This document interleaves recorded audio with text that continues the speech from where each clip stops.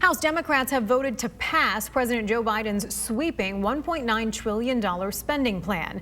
The sweeping bill expands social services, plans to fight climate change, and increases access to health care. Democrats are applauding the legislation, but Republicans have called it reckless spending. TV5's James Felton spoke with our two congressmen on separate sides of the aisle.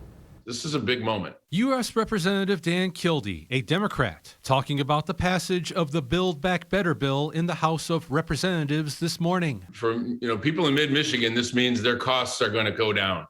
The cost of raising a family goes down. Kildee tells us the legislation extends the child tax credit, lowers health care costs, reduces the price of prescription drugs, makes child care more affordable, offers free preschool, and comes with 4 weeks of paid family and medical leave. Kildee says the proposed measure does more to combat climate change. This is a bad piece of legislation. It's going to be bad for Michigan, bad for our country. U.S. Representative John Moolenaar, a Republican, joined every other House Republican in voting against the bill. We're already 30-year high for inflation, and this is something that will only contribute to the many problems that we're experiencing today. Moolenaar believes the bill is poised to send inflation higher. Kildee thinks otherwise. 17 Nobel Prize-winning economists have said that this legislation will not increase inflation, will actually help us balance the needs with costs that we don't add to the deficit. The Congressional Budget Office just yesterday said that this is going to add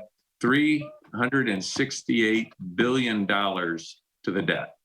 So this idea that, there's a free lunch and no one has to pay for it is just wrong. But Kildee says the bill will be fully funded by making the wealthiest individuals and large corporations pay their fair share of taxes. Moolenaar counters by telling us those corporations will just pass any increased costs to consumers. Even though it's past a major hurdle, the debate on this bill continues. We're getting through it, but we need to do the rest of this so that we can make sure that we're helping families deal with the high costs that they're addressing right now. And this legislation does that. James Felton, WNEM, TV5. The bill still has to pass in the Senate and be signed by President Biden to become law. Kildee is optimistic that could happen by the end of the year.